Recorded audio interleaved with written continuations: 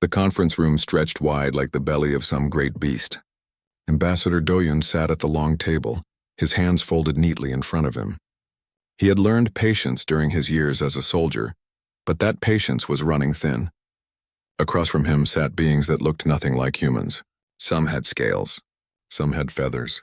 One looked like it was made of living crystal that hummed softly in the recycled air. 3 months. That was how long humanity had been here, asking for a simple thing. They wanted a seat at the table. They wanted to be treated as equals in this galactic community. Earth had discovered faster than light travel 40 years ago, and in that time humans had met hundreds of alien species. Most were friendly. Some were cautious. But the Galactic Council, the group that made all the big decisions, treated humans like children who could not be trusted with sharp objects. Counselor Vrex spoke with a voice like grinding stone. The serpentine alien uncoiled slightly, his multiple eyes fixing on Do-hyun with something that might have been contempt. His species, the Kelthari, had been part of the council for 10,000 years. To him, humans were barely past infancy. The council has reached its decision, Vrex said. Humanity will be granted observer status. You may watch our proceedings, but you will have no vote. No voice in matters of galactic importance. Do-hyun felt his jaw tighten. Observer status was an insult wrapped in diplomatic language. He glanced at his aide, Lieutenant Jiwon, a young woman whose sharp mind had helped navigate countless tricky negotiations. She shook her head slightly, a warning. But Do-hyun had to ask, "What are the terms?" he asked. Vrex seemed pleased by the question. All human military vessels must be surrendered to council oversight. Your shipyards will be dismantled. You will maintain only a small defense force, sufficient for local protection within your own solar system. The words hit like physical blows. Do-hyun had expected restrictions, but this was something else entirely. This was vassalage. This was the council telling humanity to bow down or be cast out. You are asking us to give up our ability to defend ourselves, Do-hyun said carefully. You are asking us to trust that you will protect us. Yes, Vrex said simply. That is the price of peace. Your species has demonstrated aggression in your brief time among the stars. You fought wars during your expansion. You destroyed each other for centuries on your homeworld. We cannot allow such violence to threaten galactic stability. At the head of the table, High Chancellor Zoram stirred. The ancient being looked like a humanoid carved from starlight, his features shifting and hard to focus on. He had ruled the council for longer than human civilization had existed. When he spoke, even Vrex fell silent. These terms are final, Zoram said. His voice was soft but carried absolute authority. The decision is made. You have 1 standard day to respond. Do-hyun stood. His back was straight, his face calm, but inside he felt something cold settling in his chest. This was not negotiation. This was surrender. Then I must respectfully decline, he said. Humanity will not accept these terms. The room erupted in hisses, clicks, and sounds that had no human equivalent. Vrex rose to his full height, towering over the table. You refuse? You who have existed in this galaxy for less than a heartbeat of cosmic time, refuse the wisdom of the council? I refuse terms that would make my people slaves, Do-hyun replied. We came here in good faith. We came here seeking partnership. If that is not possible, then we have nothing more to discuss. He turned to leave, gesturing for his delegation to follow. Jiwon gathered her data tablets. The other human representatives stood, their faces showing a mix of fear and determination. They had known this might happen, but knowing and experiencing were different things. Stop, Vrex commanded. You will not be permitted to leave. Do-hyun turned back slowly. I beg your pardon? The council has decided that your refusal represents a threat to galactic peace. You and your delegation will be detained until your government sees reason. Consider yourselves hostages for Earth's good behavior. The doors hissed open. Armed guards flooded in, representing a dozen different species. They wore the blue armor of council security. Their weapons, though varied in design, were all pointed at the human delegation. Jiwon moved faster than anyone expected. Her hand went to the emergency beacon at her belt, the one meant for exactly this situation. She managed to activate it before a guard struck her with the butt of his weapon. She fell hard, blood spreading from a wound on her head. No. Do-hyun lunged forward, but more guards grabbed him. He fought, his old combat training taking over, but there were too many. He watched helplessly as Jiwon's eyes fluttered closed. The guard who had hit her looked uncertain. as if he had not meant to strike so hard. "Get them to the detention level," Rex ordered, "and summon medical assistance for the female. We need them alive." As they dragged Do-hyun away, he saw High Chancellor Zorim watching with an expression that might have been regret. But the ancient being did nothing to stop what was happening. The council had spoken, and its word was law. The detention cells were cold and sterile. Do-hyun sat on a hard bench, his hands bound with energy restraints that hummed softly. Around him, the other delegates sat in similar cells. Through the transparent walls, he could see them all. Fear showed on some faces, anger on others. One young diplomat was crying quietly, but Do-hyun felt something else. A strange calm was settling over him. Jiwon's emergency beacon had transmitted before they took it. The signal would have reached the ESS Indomitable, Captain Maire's ship that waited in a nearby system. And if the beacon had the right activation sequence, the one Jiwon knew to use in exactly this scenario, then the message had also reached Earth, Protocol Twilight. 3 words that meant the end of one era and the beginning of another. Do-hyun had hoped never to speak those words. For 40 years, humanity had played by the rules. They had shown restraint. They had tried to fit in, to prove they were civilized, to demonstrate they could be trusted. And what had it gotten them? Imprisonment. The death of a brave young woman who deserved so much better. The galaxy thought it knew humans. It thought humans were violent but controllable, dangerous but manageable, young and foolish and easy to intimidate. The galaxy was about to learn how wrong it was. Hours passed. Guards walked by occasionally, checking that the prisoners remained secure. None spoke to the humans. It was as if the delegates had already ceased to exist as individuals and had become merely tools for leverage. Then the lights flickered. Just for a moment, but Do-hyun noticed. The guards noticed too. They exchanged glances, their alien faces showing confusion. The lights flickered again. An alarm began to wail. It was a sound Do-hyun had never heard before, but its meaning was clear in any language. Danger, threat, attack. One of the guards touched his communication device. His eyes went wide. He said something in his own language, urgent and afraid. Then all the guards ran, leaving the detention level behind. Do-hyun smiled for the first time in days. He knew what that alarm meant. He knew who had arrived. Captain Maire was not the type to wait around when her people needed help. The negotiations had crumbled. The galaxy had made its choice. Now it would learn what came next from Earth. Admiral Hyunwoo received the message at 300 hours Earth Standard Time. He had been asleep in his quarters overlooking the lunar shipyards when his personal communicator began screaming with priority codes. By the time he reached his office, still pulling on his uniform jacket, the entire defense network was already moving. Protocol Twilight, 2 words he had hoped would remain theoretical forever. He stood at the window, looking down at the construction yards where humanity built its ships. Massive vessels hung in the darkness like sleeping dragons, workers swarming over them like busy ants. These were the ships the galaxy knew about. The public fleet, the acceptable face of human military might, but there were other ships. Ships hidden in places the Council did not know existed. Ships that had been built in secret over decades, prepared for exactly this moment. Ships that proved humans had learned one crucial lesson from their violent history: hope for peace but prepare for war. His second-in-command, General Yoonji, entered without knocking. Her face was grim. "The full report just came in. Ambassador Do-hyun and his entire delegation are being held hostage. Lieutenant Jiwon is dead. The Council is calling it protective custody." Hyunwoo felt something cold settle in his stomach. Jiwon had been his niece. Bright, idealistic, believing that words could solve any problem. She had been 26 years old. "Activate all assets," he said quietly. "Everything we have. Everything we have hidden. I want the galaxy to see what we really are." Yoonji nodded. She had been waiting for this order, dreading it and anticipating it in equal measure. "The Ghost Fleet? Decloak them all. Let them appear over every major Council world simultaneously. I want the Council to wake up and see human warships in their skies. They will see it as an act of war. They declared war when they took hostages," Hyunwoo said. "We are just responding with clarity." Across human space, systems activated that had been dormant for years. In the asteroid belt between Mars and Jupiter, mining facilities opened like flowers to reveal hidden shipyards.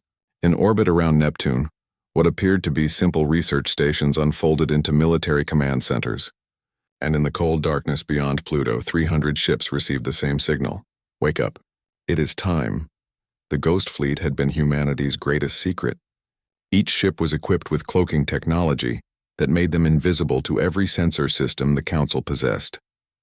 For 5 years, they had been positioned around Council space, watching, waiting, learning their patterns and weaknesses. The Council had no idea they were there. Captain Mirai stood on the bridge of the ESS Indomitable when the activation order arrived. Her ship had been waiting 3 light years from Station Nexus Prime, close enough to respond quickly but far enough to avoid detection. Now that waiting was over. All hands to battle stations, she announced calmly. Prepare for immediate jump to Nexus Prime. Commander Sung-ho, I want weapons hot the moment we arrive. Lieutenant Bora, plot an exit trajectory that keeps us between the station and their defensive fleet. Kiwan, I need engines at 110%. Her crew moved with practiced efficiency. They had drilled for this scenario countless times. Mirai felt pride watching them work. These were good people, the best humanity had to offer, and they were about to do something that would either save their species or doom it forever. Captain, Sung-ho said, we are ready. Mirai took a deep breath. Then let us show them who we really are. Jump. Space twisted. Reality bent. The Indomitable crossed 3 light years in the blink of an eye and emerged directly above Station Nexus Prime. The massive warship appeared like a ghost materializing from the darkness, its hull black and angular, designed to look like something from a nightmare. On the station, alarms began screaming. Council security scrambled to their posts. Defensive systems tried to activate, but Mirai had timed everything perfectly. Before the station could respond, the Indomitable fired electromagnetic pulse weapons that shut down every system within a 5-kilometer radius. The station went dark. Boarding teams go, Mirai ordered. Sergeant Youngji led the assault team, 20 soldiers in powered armor, carrying weapons that could punch through reinforced bulkheads. They breached the station through 3 entry points simultaneously, moving with ruthless efficiency through corridors filled with confused and frightened aliens. They met resistance at the detention level. Council security had managed to organize a defense line. Youngji did not hesitate. She fired smoke grenades that filled the corridor with thick clouds. Then her team advanced using thermal imaging. The firefight lasted less than a minute. No humans were injured. 7 council guards were wounded but would survive. Ambassador Do-hyun looked up as the cell door exploded inward. Through the smoke, he saw powered armor stenciled with Earth flags. Relief flooded through him. About time, he said dryly. Sorry for the delay, sir, Youngji replied. We had to cross 3 light years. Are there any injured? Ji-won is dead, Do-hyun said quietly. The others are shaken but unharmed. Youngji's jaw tightened behind her helmet. Ji-won had been a friend. Then let us get you home, sir. We have a lot of people very angry about what happened here. Back in the council chamber, Councillor Vrex watched the rescue operation on emergency displays powered by backup batteries. He could not believe what he was seeing. A single human warship had appeared from nowhere, disabled an entire station, and was now extracting their prisoners. His security forces were helpless. His weapons were offline. His pride was shattered. High Chancellor Zoram stood beside him, his luminous face showing an emotion Vrex had rarely seen on the ancient being. Fear.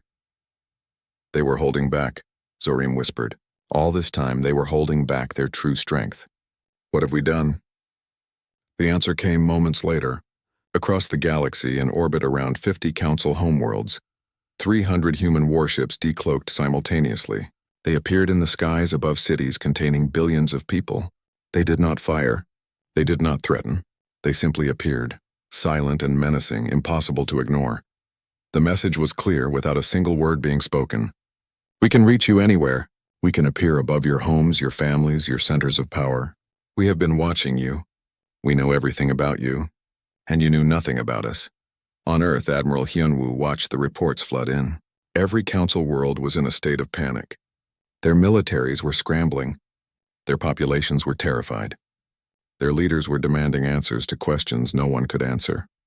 General Yoonji entered his office again. All teams report successful deployment. 0 casualties on our side. The Ghost Fleet is holding position but has not engaged any council forces. Good, Hyunwoo said. Now we wait. Let them understand what they are facing. Let them realize how badly they miscalculated. And if they attack, Yunwu's expression was hard. Then they will learn that appearing above their worlds was the gentle option.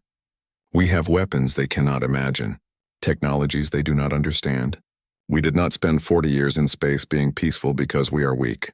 We were peaceful because we chose to be. That choice has been revoked. The ESS Indomitable jumped back into human space with all rescued delegates aboard. Captain Mirai stood down from battle stations but kept the ship on high alert. She knew this was only the beginning. The Council would not accept this humiliation without response. The question was what form that response would take. Ambassador Do-hyun joined her on the bridge. His face was weary, grief showing in the lines around his eyes. "Thank you, Captain. For coming for us, we leave no one behind," Mirai said simply. "That is who we are. That is what makes us different from them." Do-hyun nodded. "They fear us now." "I saw it in their eyes. But fear is a dangerous foundation for peace." "Then we will have to teach them something besides fear," Mirai replied. "We will have to show them what humans are really capable of. Not just in war, but in everything that comes after." The sleeping giants had awakened. The galaxy would never be the same. The Emergency Council session convened 12 hours after the Ghost Fleet revealed itself. Representatives from 200 species crowded into the chamber, many appearing only as holographic projections because they were too afraid to travel. The mood was unlike anything in the Council's 10,000-year history. Panic had replaced the usual calm deliberation. Councillor Vrex tried to speak first, but his voice was drowned out by dozens of others. Species that had never raised their voices before were now shouting. The Luminar, normally peaceful beings made of light, flickered with agitation. The crystalline chorus emitted discordant sounds instead of their usual harmonious hum. Even the ancient Dendari, trees that communicated through chemical signals, released stress pheromones so strong that several delegates had to leave the chamber. High Chancellor Zarim raised one hand. Silence fell instantly. Years of ingrained respect overwhelming even the panic. His luminous eyes swept across the assembly. "We have made a grave mistake," he said simply. "We treated humanity as children. We dismissed their capabilities. We insulted their pride. And now we face the consequences of our arrogance. They have warships above our homeworlds," a delegate from the Creche shouted. "They could destroy billions with a single command." "But they have not," Councillor Aaron pointed out.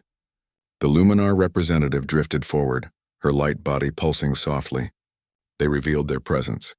They rescued their people. But they have not fired a single shot at civilian targets. Does this not tell us something?" Vrex hissed angrily. "It tells us they are playing with us, showing their power before they strike. We must act first. We must mobilize the full might of the Council military and destroy them before they grow stronger." "Destroy them with what?" Zorim asked quietly. "They have demonstrated technology we did not know existed. They have positioned forces we never detected. Our intelligence agencies have been compromised. We know nothing about their true capabilities." As if to emphasize the point, every display screen in the chamber suddenly flickered. A human face appeared, young and smiling. She looked barely old enough to be out of school, but her eyes held a sharp intelligence that made several counselors shift uncomfortably. "Hello," she said cheerfully. "My name is Jisoo. I work in human cybersecurity. I wanted to share something with you all. Consider it a gift." Files began appearing on every screen. Military deployment schedules, defensive satellite codes, communication encryption keys, classified research projects, trade route vulnerabilities, personal communications between council members. Everything was there, laid out in perfect detail. "These are all the backdoors and vulnerabilities we found in your systems," Jisoo continued. "We have had access to most of them for about 3 years now. We could have done a lot of damage. We could have stolen technology. We could have sabotaged your infrastructure. We could have crashed your economy. But we did not because we wanted peace. We still want peace. But we want peace between equals, not peace between masters and servants." Her image smiled one more time, then vanished. The files remained impossible to delete, floating on every screen like ghosts of what could have been. The chamber descended into chaos. Delegates shouted accusations at their own security services. Others demanded to know how humans had penetrated systems that were supposed to be impenetrable. A few simply sat in stunned silence, realizing how completely they had been outmaneuvered. Admiral Hyunwoo watched the council session through his own monitors, transmitted by one of the many listening devices humans had placed throughout council space. He allowed himself a small smile. Jisoo had performed perfectly. The girl was barely 23 years old, but she had a gift for making people underestimate her right before she demonstrated how wrong they were. Phase 2 is complete, General Unji reported. The council is fractured. 3 distinct factions have emerged. Frex leads the war faction, but his support is crumbling. Erin is gaining influence with her peace proposals. The neutral species are trying to stay out of it entirely. Any sign of military mobilization against us? Vrex tried to authorize a covert strike against Earth. His own people refused the order. Apparently, they saw what happened at Nexus Prime and decided they did not want to be on the receiving end of human anger. Hyunwoo nodded. Everything was proceeding according to plan. The goal was not to destroy the council, but to force it to see humanity clearly, to make it understand that peace was not something humans begged for, but something they offered as equals. But plans, he knew, rarely survived contact with reality, and reality was about to become much more complicated. Far from council space in a region of the galaxy that had been empty for millions of years, something stirred. Deep space sensors detected movement. Energy signatures, unlike anything in the databases, appeared and multiplied. Ships that were not ships began emerging from the galactic core, moving with purpose toward inhabited space. The Hollows had awakened. High Chancellor Zorim received the report during the council session. His luminous face went dim, an expression of horror that transcended species. He had lived long enough to see the Hollows once before, millions of years ago when he was young. He had hoped never to see them again. What is it? Erin asked, noticing his reaction. Zorim's voice was hollow. Our conflict with humanity has become irrelevant. Something far worse is coming, something that will destroy us all if we do not stand together. He activated the main display. Images appeared of massive geometric shapes moving through space. They were not organic ships or mechanical constructs. They were something in between, alive but not living, intelligent but without consciousness. They were harvesters, and they had come to harvest the galaxy. The Hollows, Zorim said. They appear every few million years. They consume civilizations, process them for resources, then return to dormancy. Last time they came, the galaxy lost a third of all intelligent species. The defenses we built to detect them early have failed. They are here, and we are not ready. Vrex looked at the images, his serpentine body coiling with tension. How long do we have? Days, Zorim replied. Perhaps weeks. They move faster than our ships.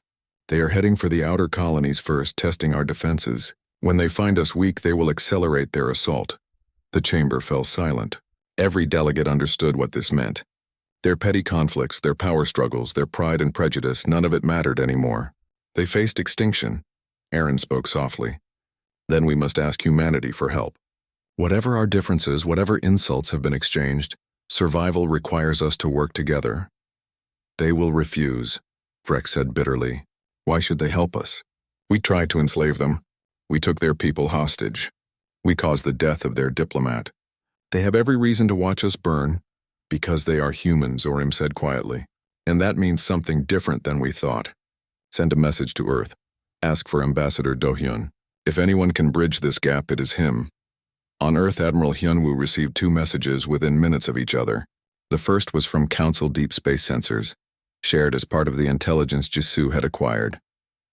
It showed the Hollows advancing. The second was from High Chancellor Zorim himself, requesting an emergency meeting to discuss a threat to all life in the galaxy. He looked at General Yunji. Gather the command staff, and get Ambassador Do-hyun. It seems our moment of triumph has just become a lot more complicated.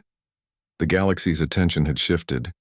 The question was no longer whether humans and the Council could coexist. The question was whether any of them would survive long enough for it to matter. Global Assembly Chamber on Earth was packed with representatives from every nation. President Ji-yeon stood at the podium, her face projected on screens around the world. Beside her stood Admiral Hyunwoo and Ambassador Do-hyun. Behind them, holographic images showed the advancing Hollow fleet. The Council has asked for our help, Ji-yeon said. Her voice was steady, but everyone could hear the weight behind her words. The same Council that tried to make us vassals. The same Council that took our people hostage. The same Council that caused Ji-won's death. She paused, letting that sink in. In the audience, opinions were divided. Some faces showed anger, others showed fear. A few showed something that might have been hope. They are asking because they are desperate, Jian continued. Because they know their own forces cannot stop what is coming. Because they need us. The question before this assembly is simple.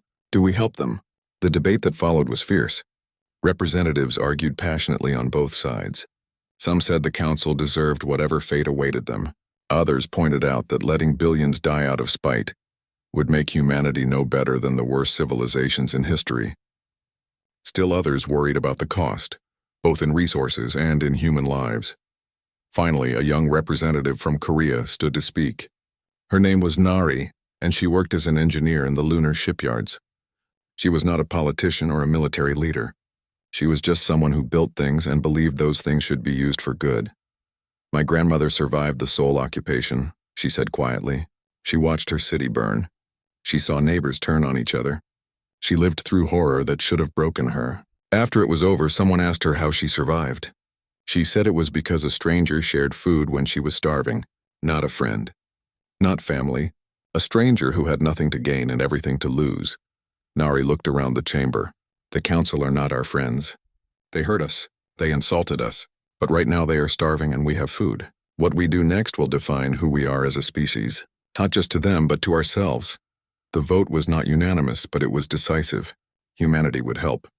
Not for the council's sake, but for their own.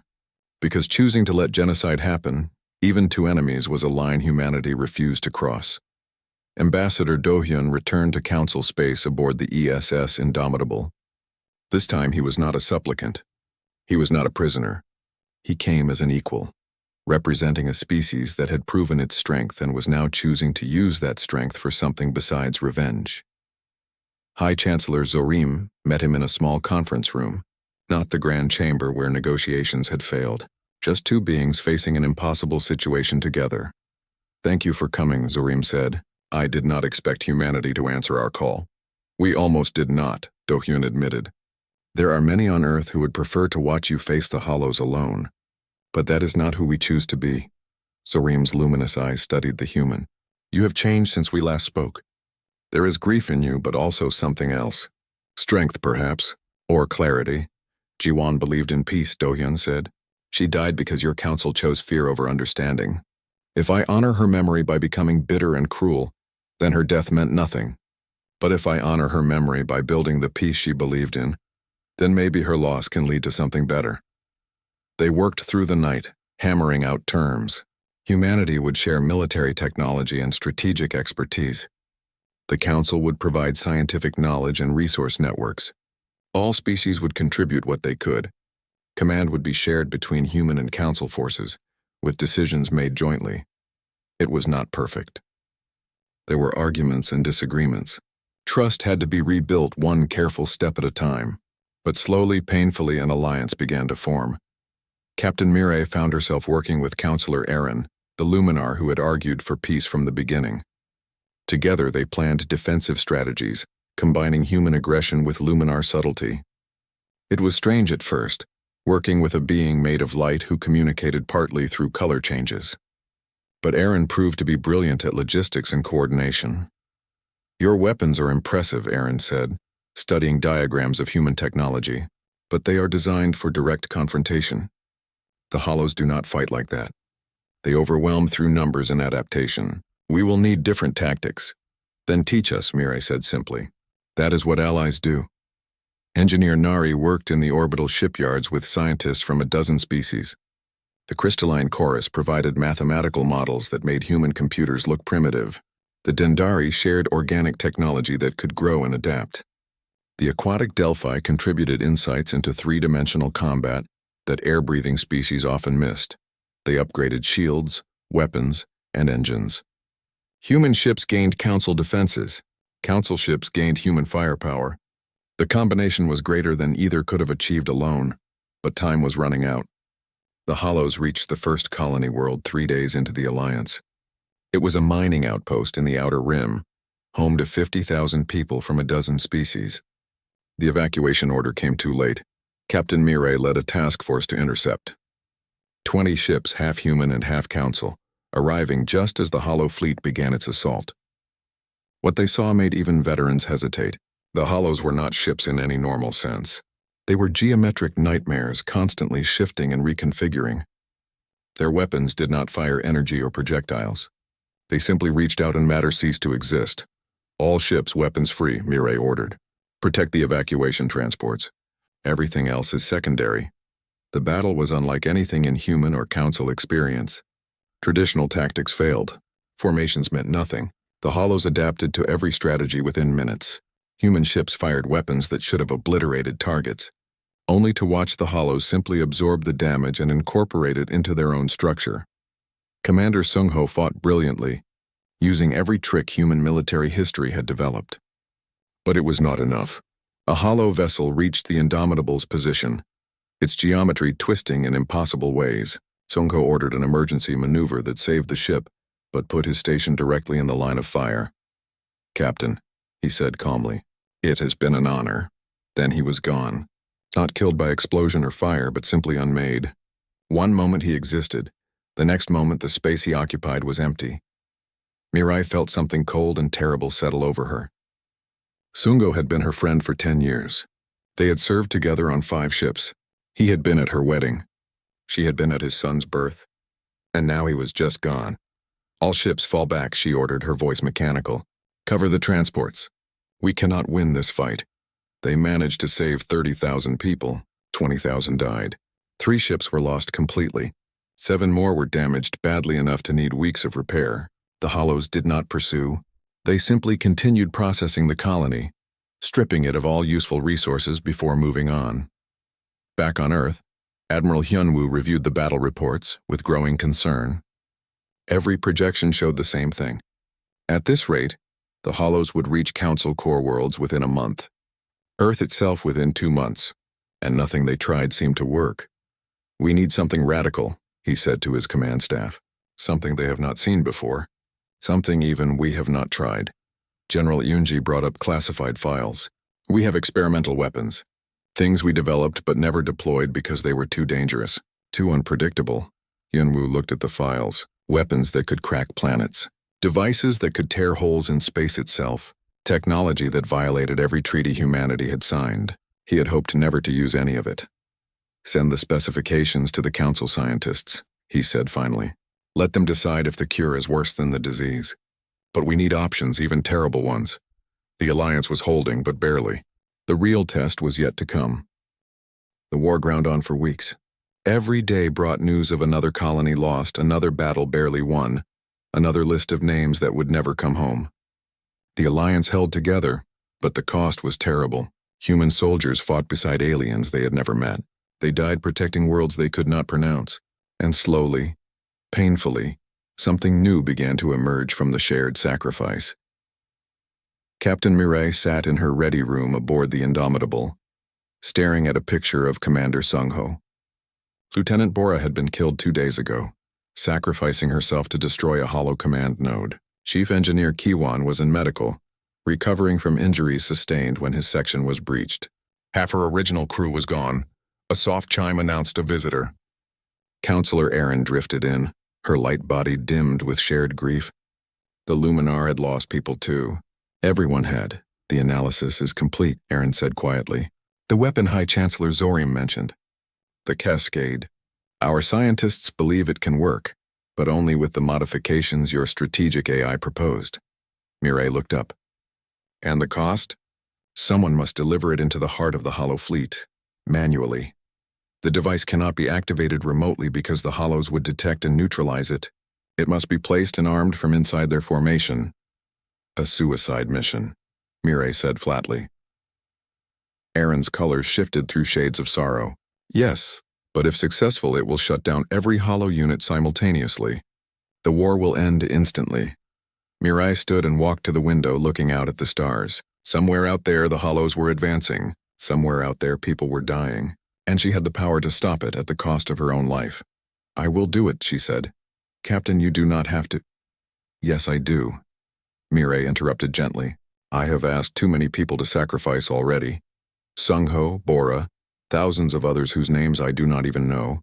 If there is a way to end this, to save what remains of our people, both human and council, then I will take it." Admiral Hyunwoo tried to stop her. He called from Earth, his face haggard with exhaustion and grief. Captain, you are too valuable. Let someone else— Who, sir? Mirai asked. Who else knows the hollows like I do? Who else has fought them and survived? This is my mission. I am asking you to let me complete it. The silence stretched between them. Finally, Hyunwoo nodded. Then do not go alone. Take a team. Take people who understand what you are trying to do. Mirai assembled her team carefully. Pilot Dongwoo, young but brilliant, capable of flying through situations that would kill anyone else. Kiwon insisted on coming despite his injuries, because the device would need constant maintenance during the approach. And surprisingly, Counselor Aaron volunteered. You do not have to do this, Mirai told the Luminar. This is not your burden.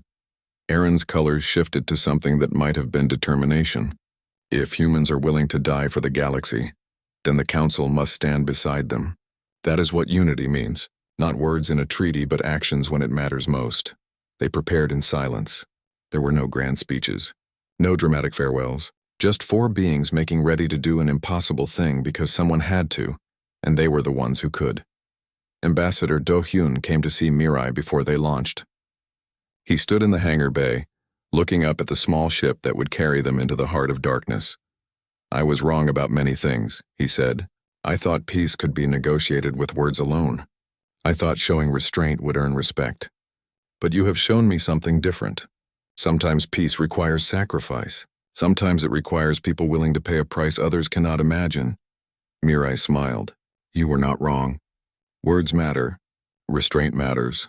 But they have to be backed by will. By the knowledge that when pushed too far, we will push back. That is what the Council learned from us. And that is what we learned from this war. When this is over, Do-hyun said, when the galaxy rebuilds, I will make sure they remember, not just the victory, but the people who made it possible. The flight to the Hollow Fleet took 6 hours. They flew through debris fields where battles had been fought, past destroyed stations and dead worlds. The evidence of the Hollow's advance was everywhere, carved into the fabric of space itself. Dongwoo piloted with impossible skill, threading the ship through hollow patrols using every trick humanity and the Council had developed. Kiwon worked constantly on the device, making micro-adjustments to keep it stable. Aaron coordinated with the fleet, ensuring that when the cascade activated, every ship would be in position to prevent hollow forces from escaping. They reached the deployment point with the ship barely holding together. Hollow weapons had scored hits despite Dongwoo's best efforts. Hull breaches sealed themselves with emergency foam. Systems failed and were rerouted. The ship was dying, but it did not need to live much longer. Cascade is armed, Kiwon reported. 30 seconds to activation. Mirai opened a channel to Earth, to Admiral Hyunwoo, to Ambassador Do-hyun, to everyone who had fought beside her and believed in something worth dying for. Tell them we succeeded, she said. Tell them the war is over. And tell Do-hyun he was right. Peace was always worth fighting for. She looked at her crew, at Dongwoo, barely out of school, at Kiwon, who had survived so much only to end here, at Aaron, a being of light who had chosen to stand in darkness beside humans. It has been an honor, Mirai said. The cascade activated. A pulse of energy spread from their ship, invisible but unstoppable. It moved through the Hollow Fleet like a wave, touching each geometric nightmare in turn. And where it touched, the Hollows simply stopped. Not destroyed, not damaged, just deactivated, their alien intelligence put into permanent sleep. Across 50 star systems, Hollow ships went dark. Across 1,000 worlds, the threat that had loomed over the galaxy simply ended. In orbit around Earth, in council chambers on colony worlds that had waited for death, people looked up and understood. They had won. But the cost had been terrible. The memorial service was held on Earth in a park overlooking Geneva where the Global Assembly met. Thousands attended in person. Millions watched from around the world and across the galaxy. Species that had been strangers months ago now stood together, united in grief and gratitude. Ambassador Do-hyun spoke, his voice steady despite the pain. Captain Mirai and her crew did not die because they hated the Hollows. They died because they loved life. They loved the idea that different species could work together, could overcome their differences, could build something better than what came before. High Chancellor Zorim attended, standing beside President Ji-yeon. The ancient being looked diminished somehow, as if the weight of all he had seen across millions of years had finally caught up with him. I have watched species rise and fall, he said when it was his turn to speak. "I have seen empires span galaxies and collapse into dust, but I have never seen anything like what humanity showed us. Not just strength, though you have that. Not just courage, though you have that too.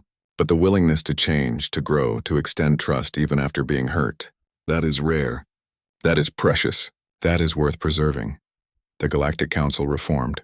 Humanity took its place as an equal, with full voting rights and a permanent seat. But the chair reserved for their military representative remained empty. Doyun insisted it stay that way, a reminder of what unity had cost years past. The galaxy healed slowly. Human innovation sparked a renaissance in science and culture. Defensive alliances became genuine friendships.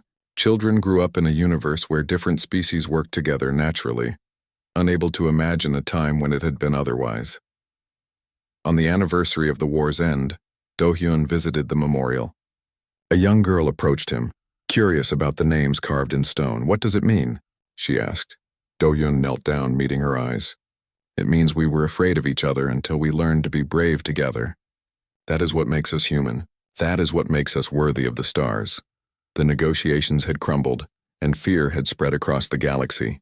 But what came next from Earth was not conquest or revenge. It was an outstretched hand, and the courage to keep it extended even when the cost was high. That was humanity's true strength. That was their gift to the galaxy.